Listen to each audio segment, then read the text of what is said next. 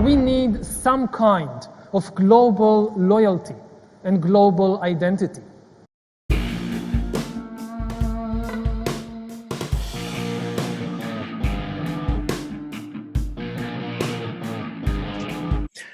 But everything I said earlier in terms of the preeminence now of the good guys taking control of the monetary and the military system and what will follow with the other M's, is turning off that spigot. It's closing that bankruptcy. The global bankruptcy is over. Okay. It's done. It will become known what that means over the next 6 to 24 months. Okay, I don't think it's going to be known overnight, although there's going to be things in the public media that are going to start laying foundation for people to understand what that means. Most people on this planet don't know that they're in a corporation.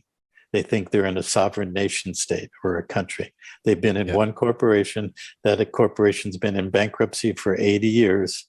And all the rules that apply to bankruptcy, along with military occupation, have controlled everybody's lives on the planet, including taxation, debt, all the rest of it. And that's over now. Okay. So the plan to make that be over is the plan that people say trust. And whether it's trust that God has a plan, well, I don't have that personal perspective.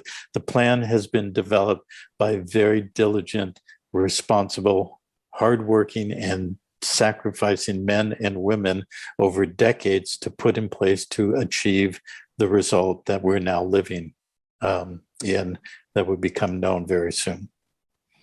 Det är såklart alltid väldigt upplyftande att lyssna på de här människorna som många gånger är väldigt pålästa och kan lägga fram texten på ett sätt som känns lugnande och upplyftande när det gäller det här, vad ska jag säga, trust the plan-snacket.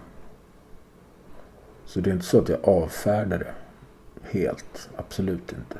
Jag skulle bara vilja se mer tecken på det. Men det hör väl också kanske lite till i dess natur att det är något spel som pågår bakom kulisserna. Det kan inte vara helt öppet, för att de fightas ju såklart med skuggfolket.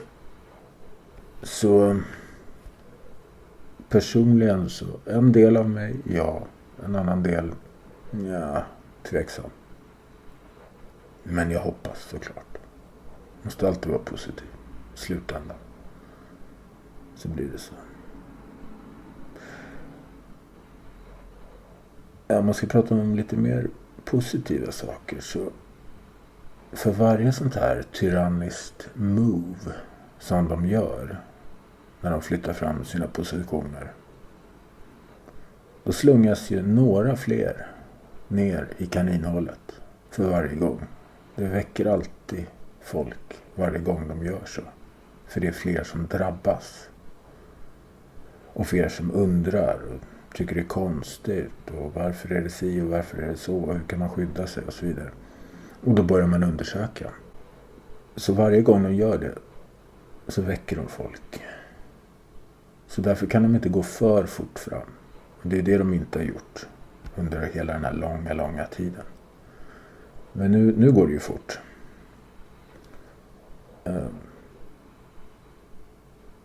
Så de kan alltså inte gå för fort, samtidigt som de måste gå fort för att liksom få till det här point of no return systemet, för att få det på plats. Så att folk är fastlåsta helt enkelt och fast, så att det inte går att göra uppror. Det måste de få till. Samtidigt som det inte får bli för uppenbart. Utan de måste fångas i fällan genom manipulation och stora traumatiska händelser och sådär. Men nu går det ju fortare och fortare. Så då vaknar folk fortare och fortare också. Så det är liksom en kamp här mot tiden. Eller vad man ska säga. Det blir liksom their move, our move, their move, our move. Så håller det på sådär.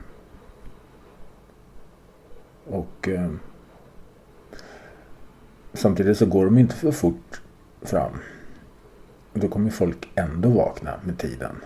Eftersom det är redan igångsatt nu. Så nu måste de ta det fort. För annars kommer alla vakna. Inte alla såklart, men väldigt många. Tillräckligt många.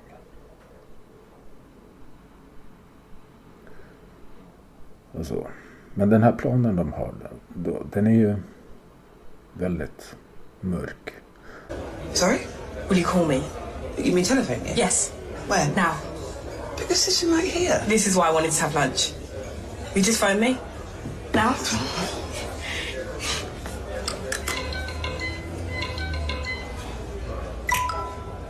Hello, Bethany speaking. Hello? You phoning for Bethany? Yes. What are you doing? This is Bethany. Can you hear me? Well, you're right in front of me. But can you hear me down the phone? Oh my gosh. This is me. On the phone, I had it implanted. My hand is the phone. I can walk and talk because I'm on the phone inside my hand. I am the phone. This is what phones are going to be from now on. I have integrated. Thank you for your call.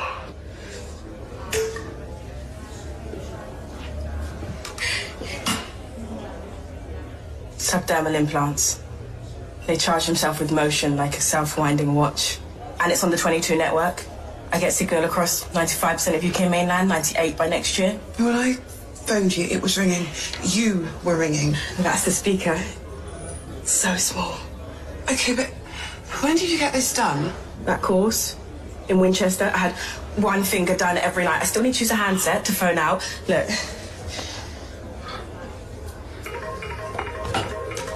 Hello? Hi. Okay, but look, I can't believe you had surgery without telling me. Skin plants. Not surgery, and I knew you'd be cross. But I'm 18, and you had that tattoo when you were 18, and it's the same sort of thing. And I wanted to ask you, will you do me a favour? What? Will you tell Dad? Oh, sweetheart. Please, will you tell Dad for me? Väldigt mörk. Och intelligent. Men samtidigt är den ju så otroligt korkad och kortsiktig.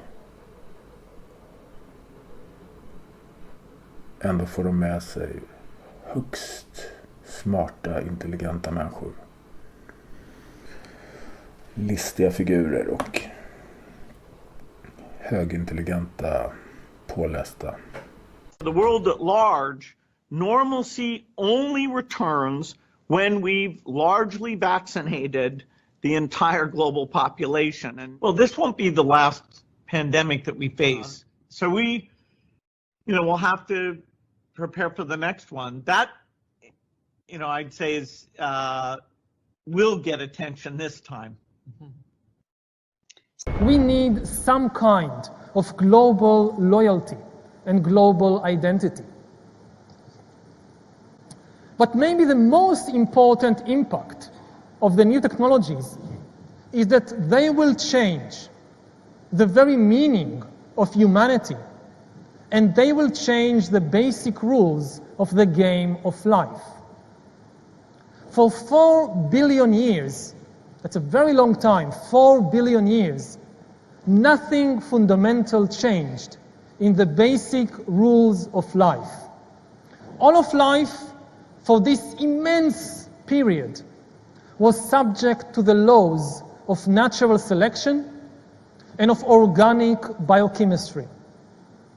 It doesn't matter if you were an amoeba or a dinosaur, a banana plant or a Homo sapiens. You were made of organic compounds and you evolved by natural selection. This did not change. But in the coming decades, it is going to change.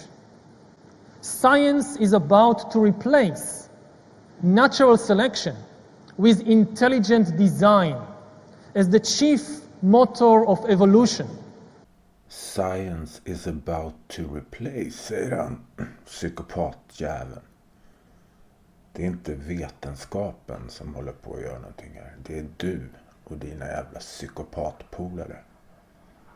Alltså den här killen får att klia i nävarna jävligt hårt alltså. It is going to change. Science is about to replace natural selection with intelligent design as the chief motor of evolution. Not the intelligent design of some god above the clouds, but our intelligent design and the intelligent design of our clouds, the IBM cloud, the Google cloud, they will be the driving forces of evolution. Alltså vem fan gav de här människorna rätten att göra det de håller på med? Vem fan har liksom medgett det? Vi kan ju inte bara liksom ändra på hela mänskligheten liksom över 200 år och sen är det borta. Jag bara, men nu gör vi det här. Det här är så sjukt där. And at the same time, life is about to break out of the limited organic realm and start spreading into the vastness of the inorganic realm. We are about to create the first inorganic life forms after 4 billion years of evolution. And in the process, our own species, Homo sapiens, is likely to disappear. Within a century or two, the combination of artificial intelligence and bioengineering will create completely new bodily and physical and mental traits that completely break from the hominid and mammalian mold. Consciousness itself might be disconnected from any organic structure, or alternatively, we might see the decoupling of intelligence from consciousness, and Earth will be dominated by entities that are super intelligent but completely non-conscious. Highly intelligent computer programs that have no minds, no feelings, no emotions. We are in the process of becoming gods. And the big question that faces us in the coming decades is what to do with our new godlike powers. People don't know how a vaccine works. It's now extremely dangerous. Men det är så att om de får till det här nu då, med något slags slavsystem och vad ska man säga, two-tier society, så två klassystem, de och resten. Det betyder att det kommer inte finnas musik, konst, dans, nya former av sport. Liksom sporter utvecklas hela tiden. Det tillkommer nya sporter och sådär. Det kommer försvinna, för det finns ju ingen utrymme för att vara kreativ då. Utan det blir bara fabriksarbetande, eller man ska säga. Fast det ska ju robotarna sköta så. Ja. Det känns inte så genomtänkt egentligen. Det är därför vi vill döda av de flesta av oss. Men det kommer liksom inte finnas då folk som till exempel bygger nya instrument som sånt här till exempel.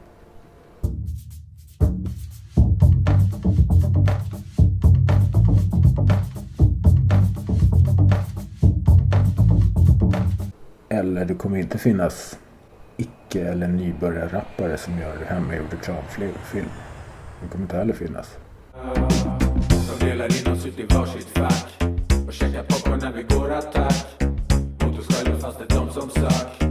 Jag måste bort, jag måste faktiskt väck. Kanske faktiskt måste börja rappa vid 50. För att få en NPC och fatta ordentligt. Och inte alltid kommer allt så kattas offentligt. Historien är en saga för en Hollywood-kändis. Det enda man kan göra som är riktigt beständigt. Bära t-shirt med tryck, det är nödvändigt.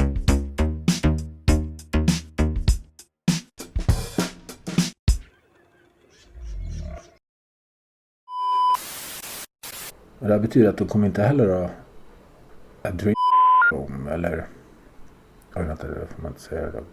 Eller kunna utöva sin favoritsysselsättning att liksom döda och plåga allt vackert. För det finns inget vackert kvar. För de har skapat bara en grå löpande bands massa av allt. En gråbrun gegga. Och det är det de lever av lite. Sadismen. Att liksom plåga folk och ta sönder det som är vackert. Så det blir bara död. Död. Även för dem själva då. De får liksom inte sin fix då. Så det kan aldrig funka i längden där. Utan det är bara... Det är som ett knarkande som håller på att nå sin liksom överdoskulmen. De bara kör nu. Life always finds a way. Eller vad de nu sa i Jurassic Park. Life finds a way. Så det kommer aldrig funka. Men de kommer ju ställa till jävligt mycket elände på vägen. Det har de ju redan gjort. Men frågan är hur mycket mer. Ja. Man liksom föreställer sig den här världen de har då. De bor i någon sån här ekostäder, palats där de överklassen ligger vid poolen och bara myser. Gör olika privata saker med sina androidrobotar. Jag vet inte hur de har tänkt att de ska göra det här då. Liksom. Hur ska de bli underhållna? Det finns ju inga komiker, musiker eller författare eller dansare kvar. Dansare kanske man... Det blir en sån här marschdans då. Ja, de som sparas det blir ju hovgycklare liksom. Som riskerar huvudet om satiren blir lite för bitsk då. För makten. Så att, ja, det blir ju inte satir då alls. Utan det blir nästan fjäsk inför makten. En väldigt sån här låg form av sån här bananskålshumor. Antar jag. Om de ens kan skratta då liksom. Ja, de skrattar väl när folk skadas. Det är väl kul för dem, antar jag. Men som sagt, det finns ju ingen skada kvar då. Så att, ja. Så det får bli liksom sånger om the great reset, de stora ledarna och den nya tiden. Lite sån här Mao-stil då. Nostalgi, verk om svunna tider och frihet och sån här kampsånger kanske.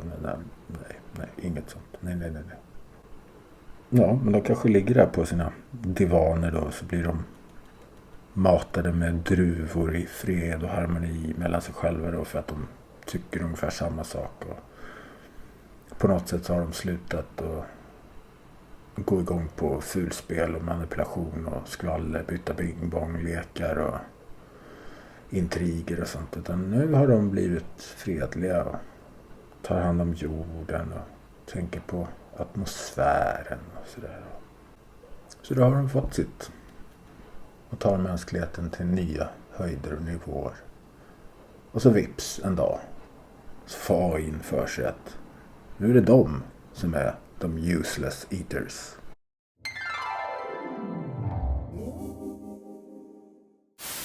It's just impossible to censor people the way that they would like to. In fact, what it did, I think, was make it even more attractive and more appealing and more of interest, right? Because people say, well, you're censoring these guys after you censored Dr. Malone and all these other people last year, threatened to censor Joe Rogan last year. I think a lot of people have been waking up in this past 2 years, thankfully. And I feel like those that didn't wake up with COVID will never wake up, because it's, you know, if you're being forced to be masked, muzzled, forced to be vaccinated, and you don't think that there's anything wrong with that, well, you don't really belong in a free country. But I think those that really have become skeptical and realizing, well, the censorship is a real thing, and then they see this documentary being banned, hey, that should stoke a little bit of curiosity.